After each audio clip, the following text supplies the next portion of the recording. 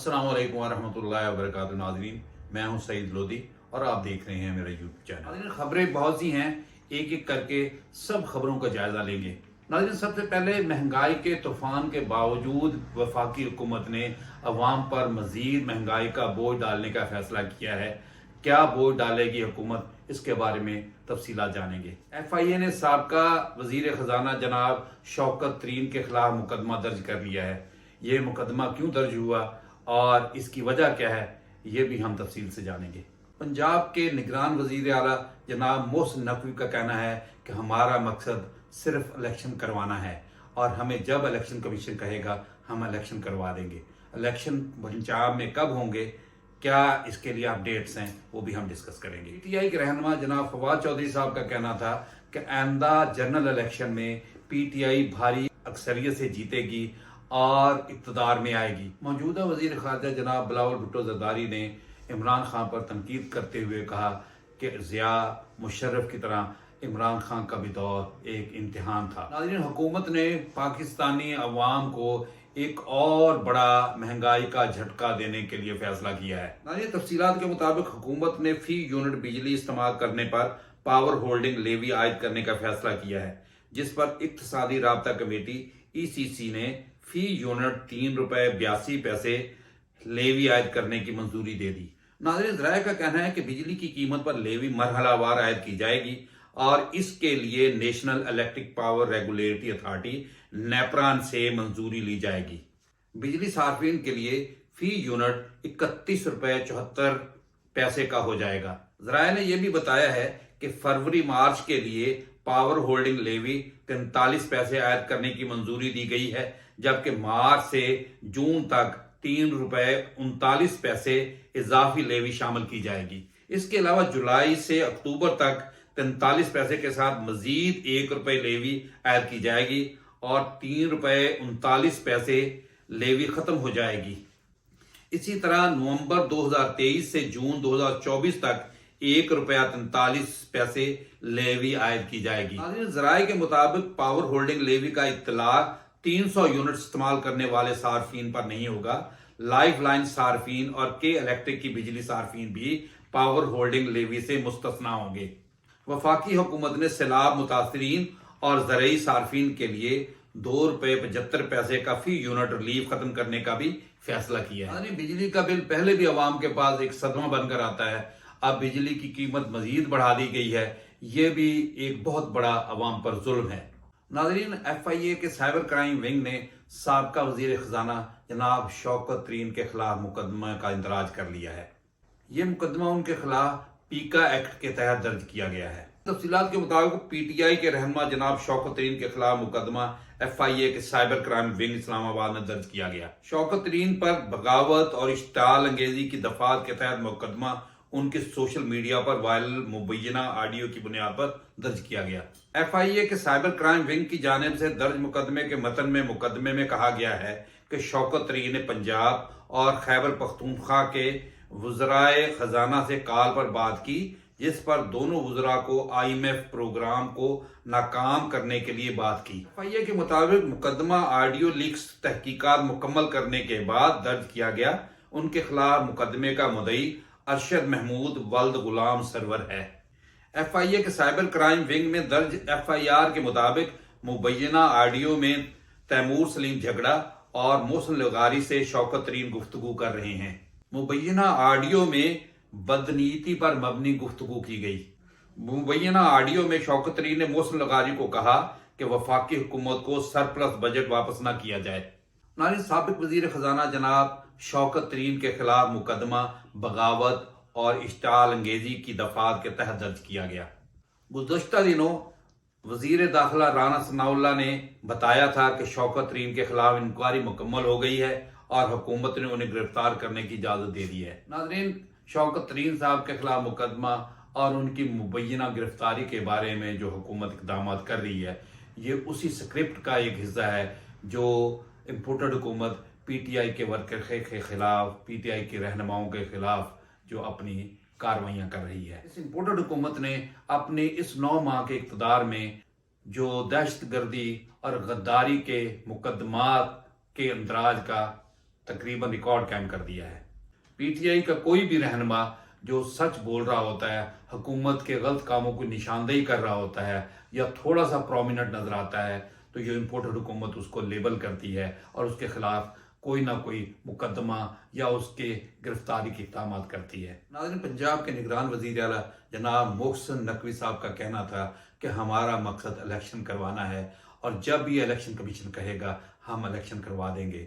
ये मोहसिन नकवी साहब का ये बयान सिर्फ बयान की हद तक बहुत अच्छा है। मोहसिन नकवी साहब ने इक़्तिदार में आते ही वो पंजाब में उखाड़ बिछाड़ की, वो तकर्री और तबादले किए कि उस्मान बुज़दार साहब के टोटल उनके हुकूमत के दौर में इतने जो है वो तकर्री और तबादले नहीं हुए जितने उन्होंने मोहसिन नकवी साहब ने अपने इस कलील अरसे में कर दिए हैं। सहाफ़ियों से मुलाकात के दौरान निगरान वज़ीर आला का कहना था कि हम चाहते हैं कि इलेक्शन कराएं और इज्जत से घर चले जाएं। हम बहुत थोड़े से वक्त के लिए आए हैं, कोई भी तनकीद करें मैं जवाब नहीं दूंगा। अगर सहाफ़ियों के लिए कुछ ना कर सका तो ये शर्मिंदगी होगी। मोहसिन नकवी ने कहा कि मैं अपने ज़मीर के इत्मीनान के लिए काम करना चाहता हूँ। हमारी कोशिश है कि 2% काम करके कुछ बेहतरी कर जाएं। एक सवाल के जवाब में निगरान वज़ीर आला का कहना था कि कोशिश होगी वारबर्टन वाक़े पर ट्रायल 2 माह में मुकम्मल हो जाए। पीटीआई की जेल भरो तहरीक से मुतल्लिक उनका कहना था कि जब तहरीक शुरू होगी तो काबीना बैठकर फैसला करेगी। उनका मजीद कहना था कि जो भी गिरफ्तारियां हैं उनमें पंजाब हुकूमत का कोई किरदार नहीं। पीटीआई के रोज लोग जवान पार्क जमा होते हैं, अगर मना करेंगे तो भी मसला खराब होगा। कोशिश है कि जवान पार्क की सिक्योरिटी बेहतर रखें। मोहसिन नकवी साहब ने कहा कि पंजाब में सिक्योरिटी की सूरत हाल बेहतर करार देते हुए कहा है कि दहशत गर्दी के खतरात मौजूद हैं। सेफ सिटी के कैमरों का मसला मार्च तक हल हो जाएगा। उन्होंने कहा कि इलेक्शन कमीशन के कहने पर फील्ड अफसरान के ट्रांसफर और पोस्टिंग की जा रही है। निगरान वजीर आला ने वाजे किया कि पंजाब के मुख्तलिफ शहरों में बसंत मनाने पर पाबंदी लगाने का कहा है। सूबे में बसंत किसी सूरत में नहीं मनाई जाएगी और किसी भी जगह ऐसा हुआ तो फौरी एक्शन होगा।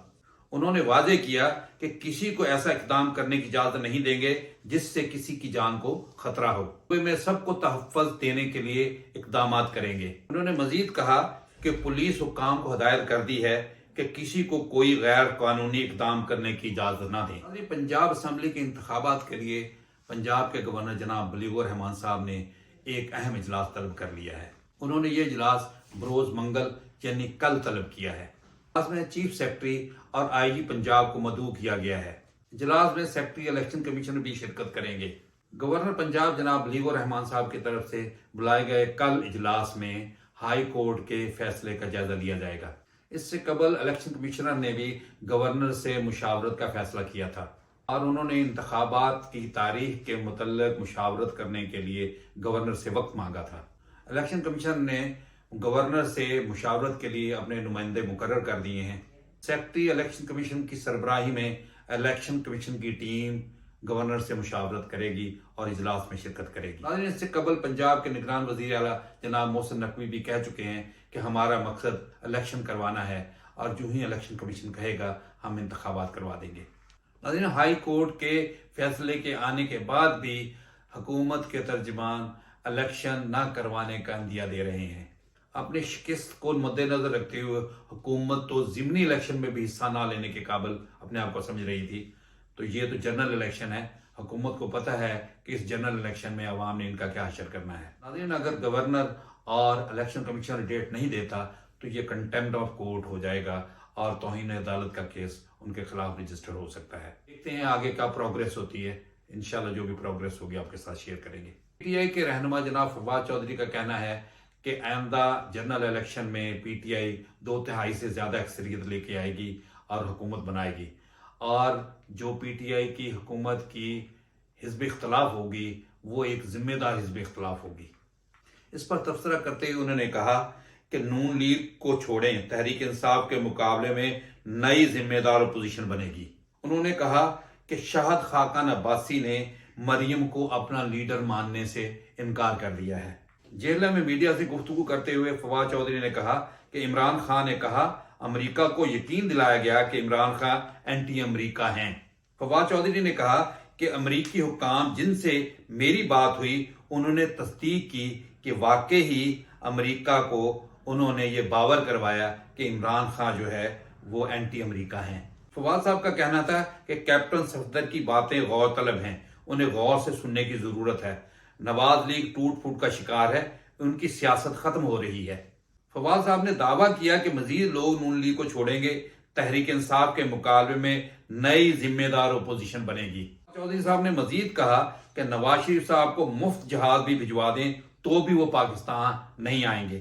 انہوں نے کہا کہ الیکشن کمیشن پر تنقید سے میرے اوپر کیس ہو گیا، مریم نواز روزانہ سپریم کورٹ کو نشانہ بنا رہی ہیں، ہم پر غداری کے کیس ہو رہے ہیں تو مریم پر توہین عدالت کیس بنتا ہے۔ یہ سب جانتے ہیں کہ نون لیگ فوج پر بھی، اداروں پر بھی، عدالتوں پر بھی خوب تنقید کرتی رہی، لیکن ان کا کسی نے کچھ نہیں کیا۔ پی ٹی آئی نے یا کسی ایماندار صحافی نے حکومت سے کوئی سوال ہی پوچھ لیا تو ان پر فوری طور پہ غداری کے اور بغاوت کے مقدمات بن گئے۔ یہ وہ دوہرا معیار ہے جس کو حکومت نے جاری و ساری رکھا ہوا ہے اور اپنے مخالفین کے خلاف ہتھیار کے طور پر استعمال کر رہی ہے۔ بلاول بھٹو زرداری نے بھی کہا ہے کہ عمران خان کے اقدامات نے ملک کو بہت نقصان پہنچایا۔ ضیاء اور مشرف کی طرح عمران خان کا دور بھی ایک امتحان تھا۔ عمران خان صاحب نے کیا نقصان پہنچایا؟ ان کے دور میں تو 6% سے ملک گرو کر رہا تھا اور ریکارڈ ریمیٹنسز تھیں اور اس کے علاوہ ایکسپورٹ ریکارڈ تھیں، لیکن بلاول بھٹو زرداری صاحب کو یہ معلوم نہیں، عوام جانتے ہیں کہ بلاول بھٹو زرداری صاحب نے اپنے اس قلیل اقتدار میں جتنے دورے کرنے کے بعد، جتنے شاہ خرچیاں کرنے کے بعد ملک کی معیشت کو نقصان پہنچایا وہ شاید اور کسی وزیر نے نہیں پہنچایا۔ ناظرین، عمران خان کی حکومت کا خاتمہ کرنے کے بعد انہوں نے ساری فائلیں اور ساری چیزیں ان کی کھنگالی تو ملا کیا؟